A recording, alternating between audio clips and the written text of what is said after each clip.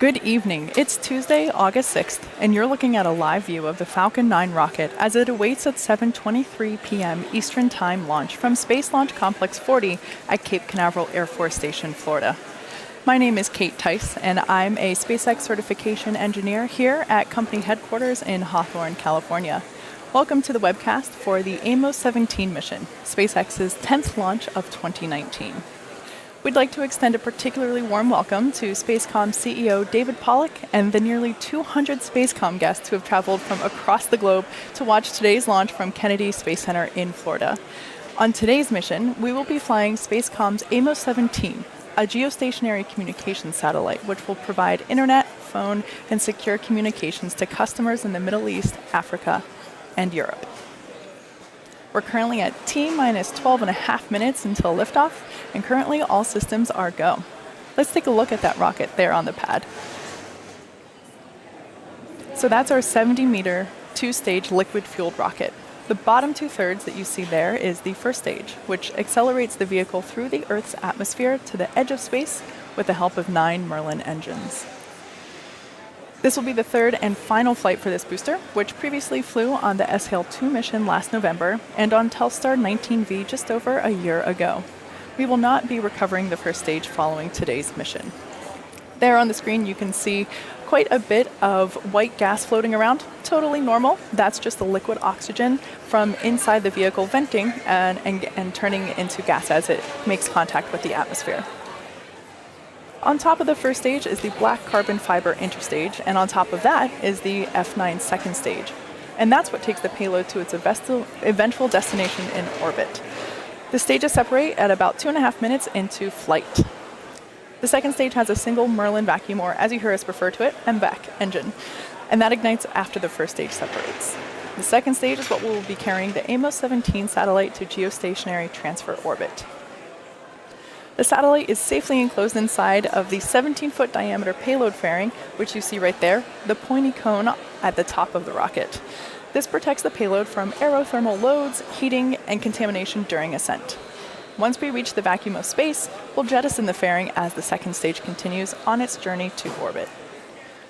We will be attempting to recover the fairing halves tonight with our recovery vessel, Ms. Tree, formerly known as Mr. Steven. Our hope is to catch one of the fairing halves in the ship's nets and then recover the other half from the water with our other recovery vessel, Go Navigator. Our catch attempt will occur around T plus 45 minutes into flight, which will be after our webcast concludes, so we'll be providing any additional updates on those catches via our social media accounts. Lastly, the large truss structure that you see there is the transporter erector, or TE. That's what we use to roll the rocket out to the pad from the hangar and then raise it to its vertical launch position as you see there.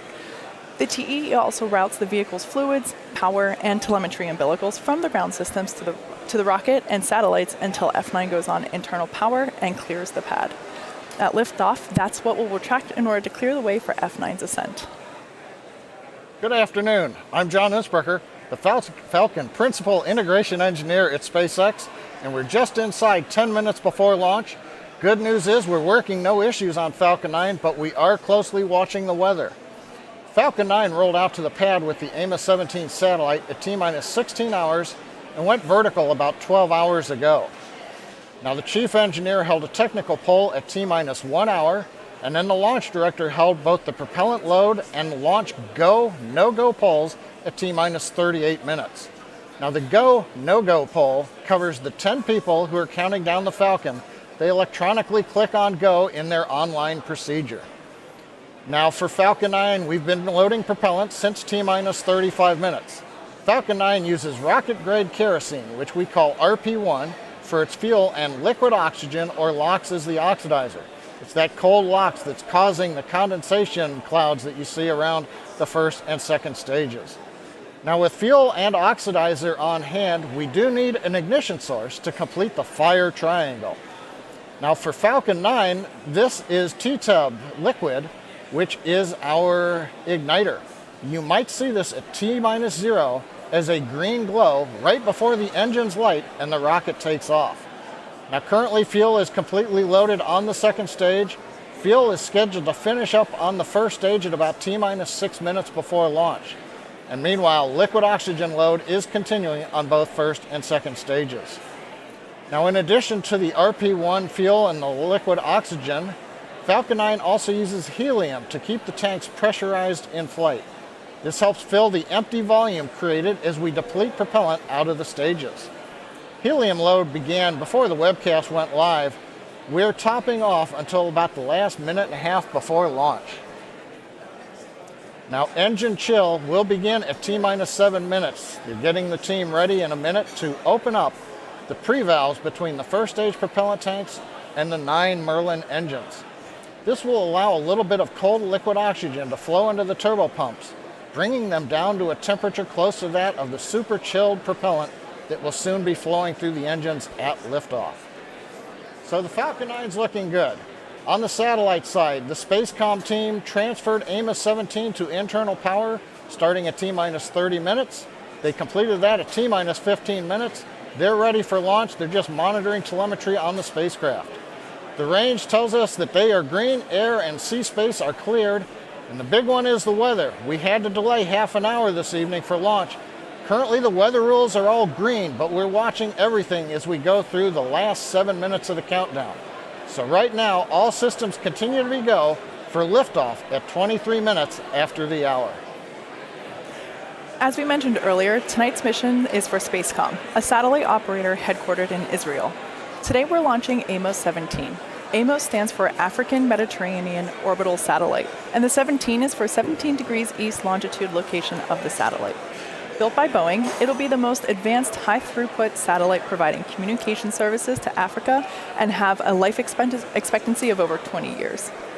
Let's get some more details on our customer payload tonight. T-minus 10, 9, 8, 7, 6, 5, 4, 3, 2, 1, 0. Liftoff.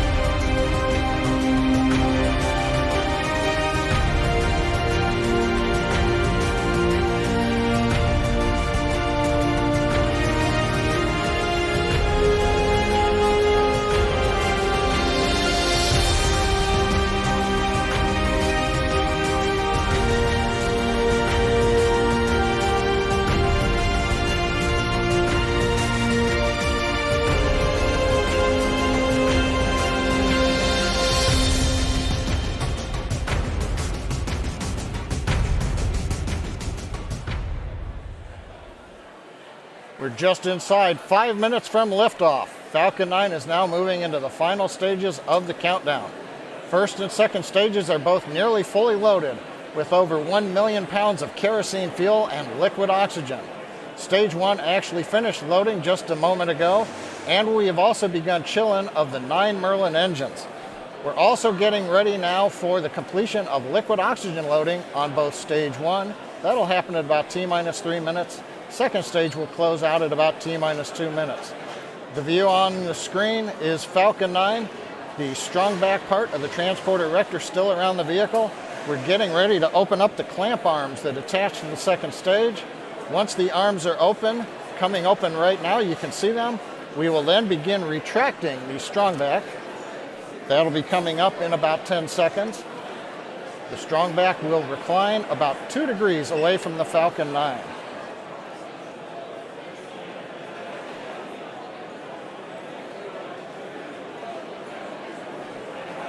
Beginning motion of the strong back. Now we're using hydraulic struts to pull it back, and at liftoff, those hydraulic struts will pull it farther away as the rocket lifts off to clear the strong back. Another vent coming up at T-minus 60 seconds. is the call out that Falcon 9 is in startup. This means that the rocket's autonomous internal flight computers have taken over the launch countdown. There are 3 flight computers on the second stage that constantly compare commands and calculations with each other. That way, if any one computer develops a fault, the other 2 can safely continue the flight. So Falcon 9's looking good. The Amos-17 payload, the Spacecom team, everything continues to be good for them. Currently, the range is tracking no issues. Everything is clear for launch, and the weather continues to cooperate, but we've still got a few minutes to go. So as we've passed just inside T-minus 3 minutes, let's listen in to the countdown nets for the terminal count of Falcon 9 with Amos-17.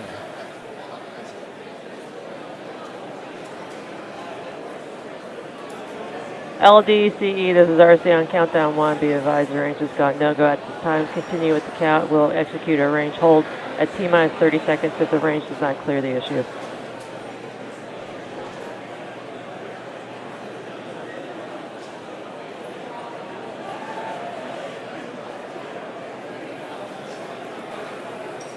No, it got stuck.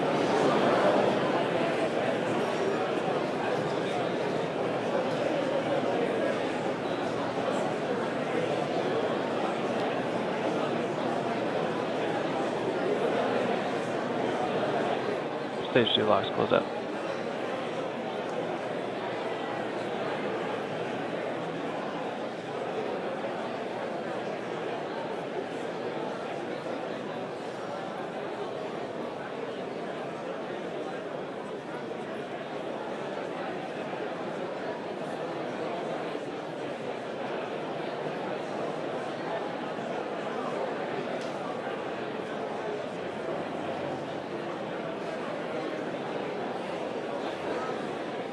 Gas closeouts.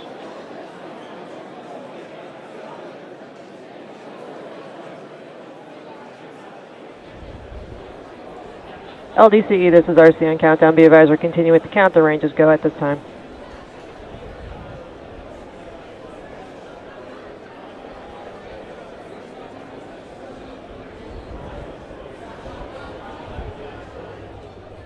F9 is on startup.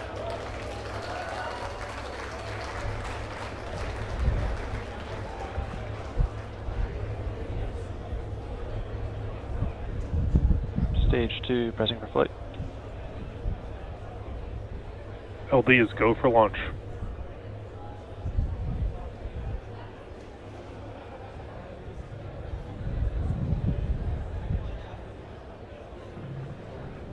T-minus 30 seconds.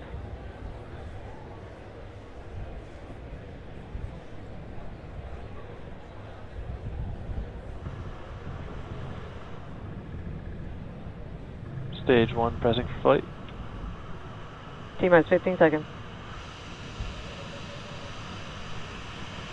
10, 9, 8, 7, 6, 5, 4, 3, 2, 1, 0. Ignition, liftoff.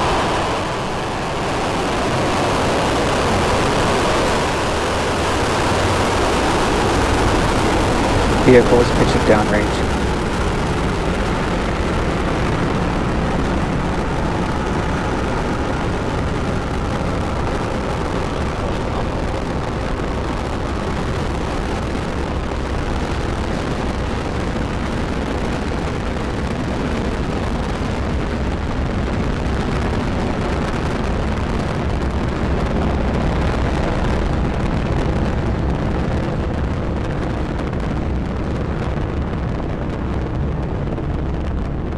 AVI power and telemetry nominal.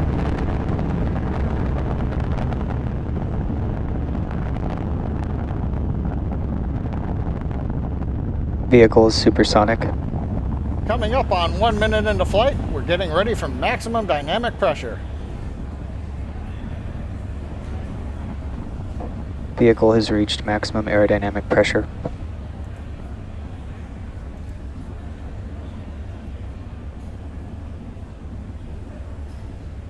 You've heard the call out. We're through the region of maximum aerodynamic pressure. Vehicle going supersonic as we leave the denser parts of the lower Earth's atmosphere. Falcon 9 trajectory looks good. All 9 Merlin engines are at power. Everything looking good for Falcon 9. We're heading due east from Cape Canaveral, headed to the first of 2 orbits planned for today. Nice view from the onboard camera looking back at the plume slowly expanding as we leave the atmosphere. The plume will get larger as we get out to the vacuum of space. Now today, first stage shutdown is planned for about T plus 2 minutes 45 seconds. We won't be recovering the first stage today, so that leaves more propellant to burn to achieve the required orbit for the satellite. If you compare that to last week's CRS-18 resupply flight to the space station, on that mission the first stage shut down almost half a minute sooner than today. We needed to reserve enough propellant to be able to turn the first stage and return it all the way back to the launch site. Now coming up quickly in 20 seconds, a sequence of events: main engine cutoff, the 9 main engines shut down, stage separation, and then ignition of the second stage engine coming up in just under 15 seconds.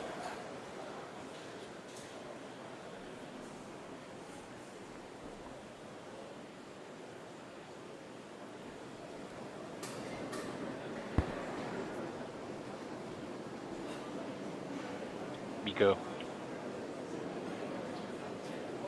AVI stage separation confirmed.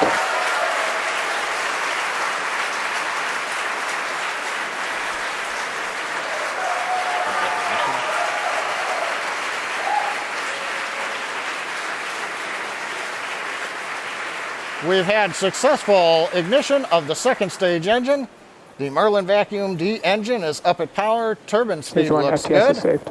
You can see the nozzle beginning to glow red, a tradition Stage for 2 the on upper nominal stage. trajectory. First stage has completed its mission. It's falling back to Earth. As we said, we won't recover it. Coming up next, fairing separation out in the vacuum of space.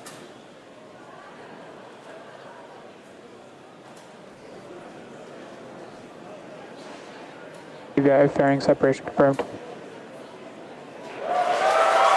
Acquisition of signal bit needed. Nice view in the late afternoon. Sun shining on the payload fairing. The second stage has separated the payload fairing around the Amos-17 spacecraft as we're now in the vacuum of space. Right now, Merlin vacuum engine continues to be on power.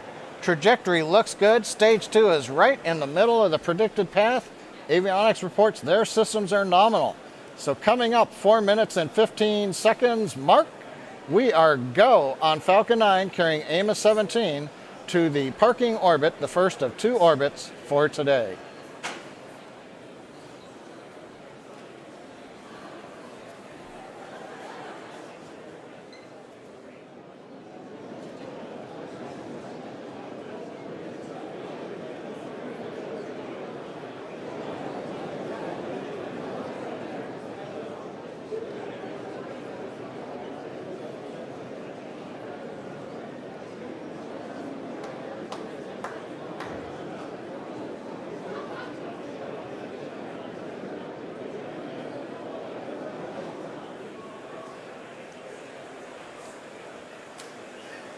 So just past the T plus 5 minute mark into today's mission for Amos-17.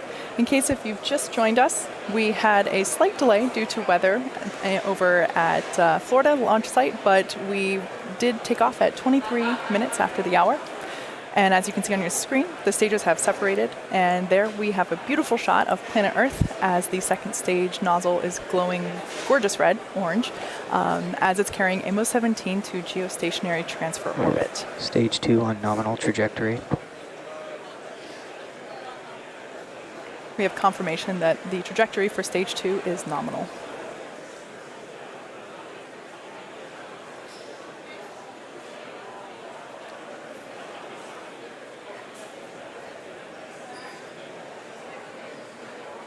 Just after the second stage ignited, you may have noticed a couple of pieces coming off from the nozzle.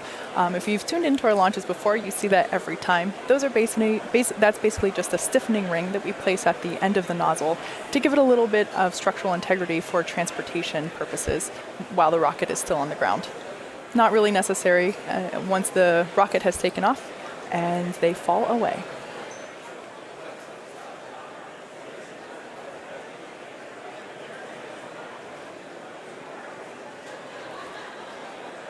The next major event that we are approaching at about the 8-minute and 9-second mark will be the first of 2 second engine cutoffs, or SECO 1.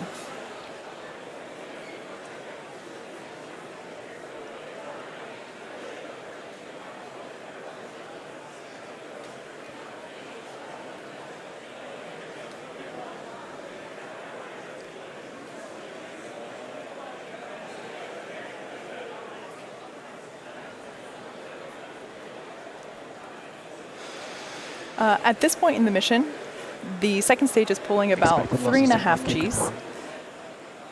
You yourself may have experienced that. If you've ever been on a big roller coaster, equivalent to that, the space shuttle encountered about 3.5 Gs whenever it was taking off and re-entering.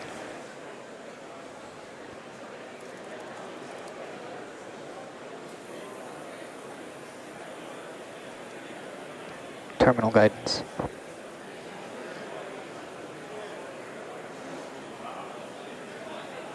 So we're less than 30 seconds away from second engine cutoff 1.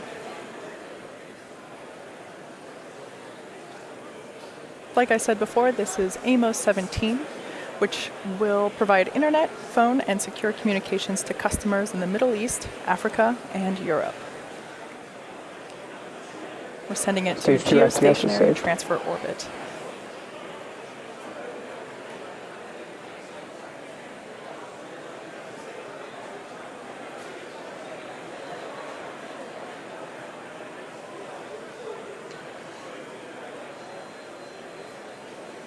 They're shut down.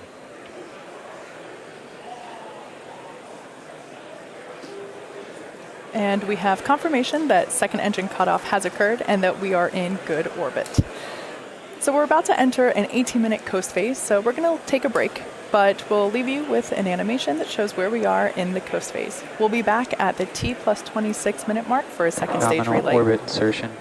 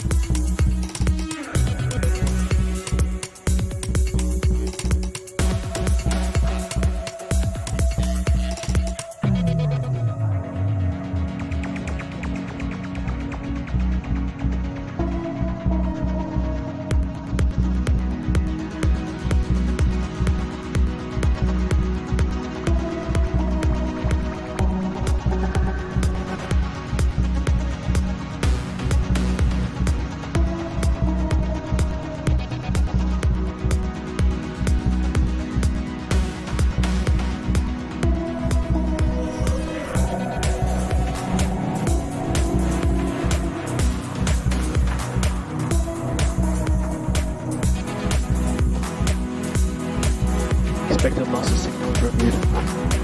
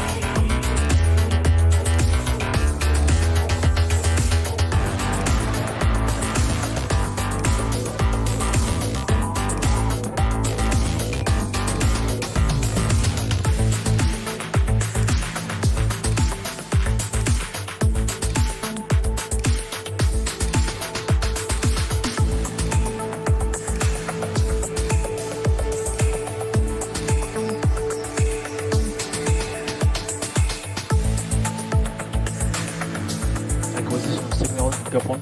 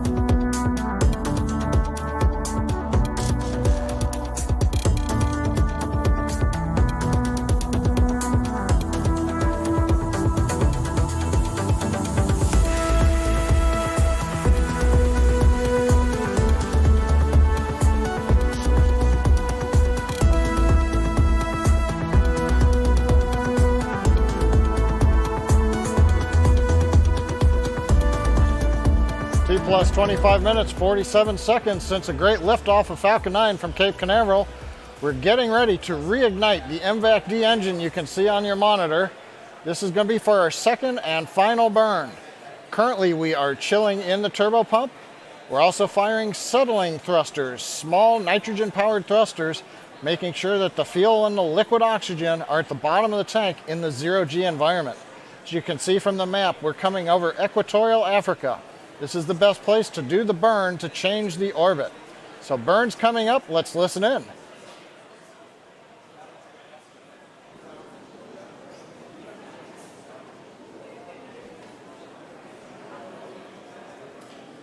And back ignition.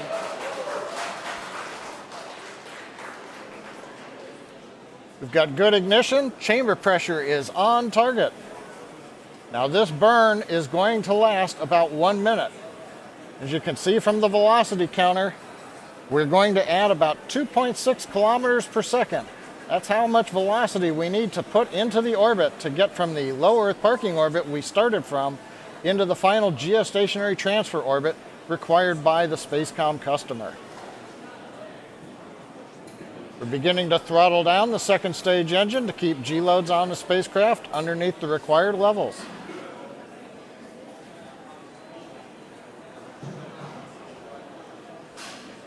Getting ready for shutdown of the second stage engine.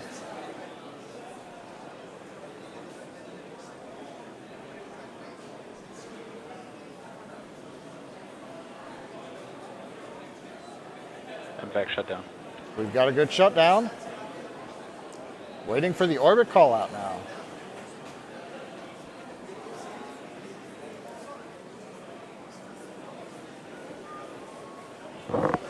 Nominal orbit insertion. And the guidance officer over the countdown net has called out a nominal orbit insertion. Looking at the plots, it's a really good looking orbit for the Falcon 9, still carrying the Amos-17 spacecraft on top. So now that we're in a good orbit, we're going to be coasting for the next 4.5 minutes or so. So we're going to stop live commentary, but we'll be back at T plus 31 minutes, 30 seconds for the final event, the deployment of the Amos-17 satellite.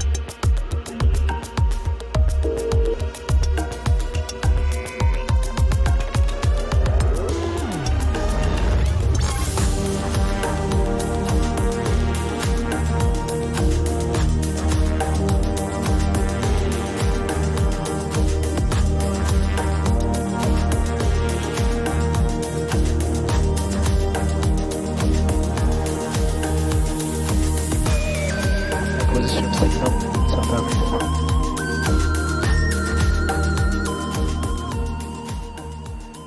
T plus 30 minutes, 55 seconds since liftoff. We're back a little bit early. We've got a view here from the 2 cameras that SpaceX manufactures and installs on the back end of the second stage, looking at the MVAC-D nozzle from both sides. Now currently we are halfway across Africa between Gabon and the Heart of Beanstalk ground stations. That's where we're getting ready to get telemetry of payload deploy. That should be coming up in about 40 seconds from now. Now currently the second stage flight computer will send a command to the separation band that clamps Amos-17 to the Falcon 9. The band opens and small springs between the spacecraft and the second stage will open, gently pushing the satellite away from the second stage. Good view of the Amos-17 satellite from the camera atop the second stage, waiting for payload separation event.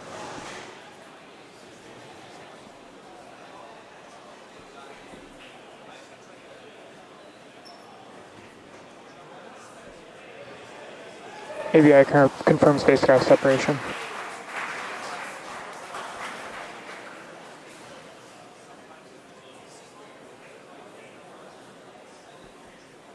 Always great to see the spacecraft floating away from the Falcon 9 second stage.